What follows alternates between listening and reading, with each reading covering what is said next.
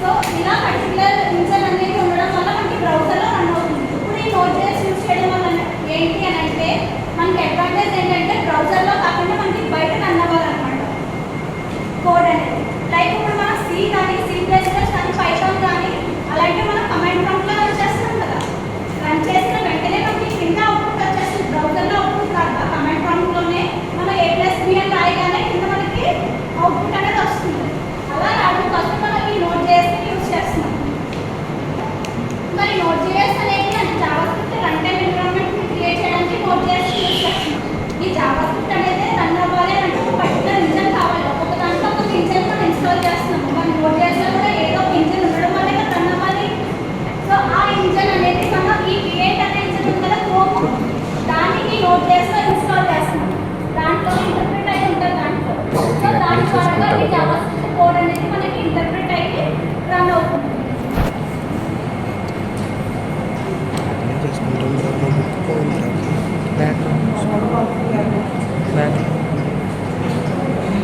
ఈ క్రియేట్ అన్న ఇంజన్ని నోట్.jsలో మనం ఇన్స్టాల్ చేసి ఉండడం వల్ల మనకి జావాస్క్రిప్ట్ కోడ్ అనేది రన్ అవుతుంది.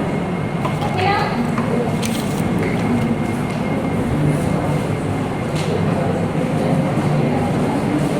నెక్స్ట్ వచ్చి దాంట్లో ఫీచర్స్ ఏంటి అని అంటే speed and scalability. Speed and scalability అంటే ఏంటంటే మనకి ఎంత ట్రాఫిక్ ఉన్నా సరే, అంటే డేటా ట్రాఫిక్ ఎంత ఉన్నా సరే అది చాలా ఈజీగా కోడ్ని ఫెషన్ కోడ్లోకి మార్చుకుంటుంది. జావాస్క్రిప్ట్ కోడ్ అనేది ఫెషన్ కోడ్లోకి మార్చుకుంటే అవుట్పుట్ చాలా ఫాస్ట్గా ఎఫిషియెంట్గా ఇస్తుంది. స్కేలబిలిటీ అంటే డేటా ట్రాఫిక్ ఎంతైనా సరే హ్యాండిల్ చేయగలుగుతుంది. లాట్స్ ఆఫ్ డేటా ట్రాఫిక్ని కూడా ఇది హ్యాండిల్ చేయగలుగుతుంది నోట్.js అనేది. నెక్స్ట్ వచ్చి non blocking type. Non blocking అంటే నేను 1 ని ప్రింట్ చేద్దాం అనుకున్నాను, 2ని ప్రింట్ చేద్దాం అనుకున్నాను, 3ని ప్రింట్ చేద్దాం అనుకున్నాను. ఈ 3 ఐటమ్ని ప్రింట్ చేద్దామని అనుకుంటున్నాను. 1 ప్రింట్ అయింది, నేను 2కి 1 మిల్లీసెకండ్ టైం ఇచ్చాను. ఈ టైం అయిపోయేదాకా ప్రింట్ చేయమని చెప్తున్నాను. యాక్చువల్గా అయితే 1 ప్రింట్ అయ్యి ఈ మిల్లీసెకండ్ టైం అయిపోయాక ఇది ప్రింట్ అయ్యాక 3 ప్రింట్ అవ్వాలి. అలా కాకుండా ఈ నాన్ బ్లాకింగ్ టైప్ వల్ల ఏంటి అని అంటే 1 ప్రింట్ అయ్యాక ఈ మిల్లీసెకండ్ టైం ఉంది కదా, ఈ టైం ఉన్నది చెప్పి కోడ్లో చేసి నెక్స్ట్ దాన్ని ప్రింట్ చేసేస్తాను. ప్రింట్ చేసేసాక ఈ టైం కంప్లీట్ అయ్యాక మళ్ళీ ఇది ప్రింట్ చేస్తాను. ఓకేనా? అలా ప్రింట్ చేయడాన్ని ఈ నాన్ బ్లాకింగ్ టైప్ అని అంటారు.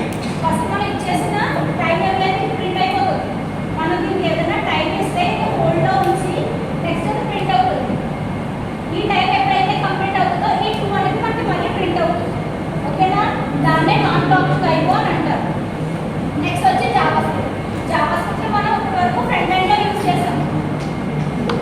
ఫ్రంట్ ఎండ్లోని జావాస్క్రిప్ట్ యూజ్ చేసినప్పుడు ఈ నోట్.js యూజ్ చేయడం వల్ల దీన్ని మనం బ్యాక్ ఎండ్లోనే యూజ్ చేస్తాం సర్వర్ సైడ్లో. ఇలా యూజ్ చేయడం వల్ల ఫ్రంట్ ఎండ్లో ఉన్న కోడ్ని బ్యాక్ ఎండ్లోకి చాలా ఈజీగా మనం ట్రాన్స్ఫర్ చేయొచ్చు. సో రెండు మనం జావాస్క్రిప్ట్ని యూజ్ చేయడం వల్ల మనకి కమ్యూనిటీ అనేది కూడా బాగుంటుంది. కమ్యూనికేషన్ అనేది బాగుంటుంది ఫ్రంట్ ఎండ్ నుంచి బ్యాక్ ఎండ్. ఓకేనా? డిస్టర్బెన్సెస్ ఉండకుండా ఫ్రంట్ ఎండ్ నుంచి బ్యాక్ ఎండ్కి కోడ్ అనేది చాలా ఈజీగా ట్రాన్స్ఫర్ చేసుకోవచ్చు. డెవలపర్స్కి కూడా ఓన్లీ జావాస్క్రిప్ట్ నేర్చుకోవడం వల్ల ఫ్రంట్ ఎండ్ బ్యాక్ ఎండ్ రెండు కవర్ అవుతాయి. దీనికి బ్యాక్ ఎండ్ మళ్ళీ సెపరేట్ లాంగ్వేజ్ నేర్చుకోకుండా, ఫ్రంట్ ఎండ్కి సెపరేట్ లాంగ్వేజ్ నేర్చుకోకుండా రెండాటికి జావాస్క్రిప్ట్ యూజ్ చేసి మనం కోడ్ని రాస్తాం. నెక్స్ట్ వచ్చి ఈకోసిస్టమ్. ఈ నోట్.js ఏంటంటే NPM అని ఉంటుంది, నోట్ ప్యాకేజ్ మేనేజర్. దాంట్లో లాట్ ఆఫ్ లైబ్రరీస్ అనేవి ఇన్స్టాల్ చేసి ఉంటాయి, ఆల్రెడీ ఇన్స్టాల్ చేసి ఉంటాయి. సో నేను ఒకవేళ ఎక్స్‌ప్రెస్.js మీద ఏమైనా ప్రాజెక్ట్ చేస్తున్నాను, నాకు ఈ ఫ్రేమ్వర్క్ కావాలి అని అనుకుంటే ఈ NPM నుంచి నేను ఇన్స్టాల్ చేసుకోవచ్చు. ఏదైనా నాకు కావాల్సిన ప్రాజెక్ట్కి ఏమన్నా ఇంపార్టెంట్ అయిన లైబ్రరీ ఉంటే దీంట్లో లాట్ ఆఫ్ లైబ్రరీస్ ఉంటాయి కాబట్టి దీని నుంచి నేను లైబ్రరీస్ని నా ప్రాజెక్ట్కి ఏదైతే అవసరమో ఆ పర్టికులర్ ప్రాజెక్ట్కి సంబంధించిన లైబ్రరీస్ని నేను ఇన్స్టాల్ చేసుకోవచ్చు. అలా ఇన్స్టాల్ చేసుకోవడం వల్ల కాంప్లెక్స్ అప్లికేషన్స్ని కూడా నేను ఈజీగా బిల్డ్ చేసుకోగలుగుతాను. ఎందుకంటే ఆల్రెడీ దీంట్లో నాకు కావాల్సినవన్నీ ఉంటాయి కాబట్టి దీని నుంచి నేను ఈజీగా ఇన్స్టాల్ చేసుకొని నా యొక్క ప్రాజెక్ట్ని కంప్లీట్ చేసుకోగలుగుతాను. సర్వర్లెస్ కంప్యూటింగ్ అంటే ఏంటంటే ప్రతిదానికి సర్వర్ అవసరం లేదు. చిన్న చిన్న టాస్క్లకి సర్వర్ లేకుండా కూడా మనం టాస్క్ని పర్ఫామ్ చేయొచ్చు. స్మాల్ టాస్క్స్ అయితే ఈజీగా రన్ చేసుకొని క్లౌడ్కి మనం ఈజీగా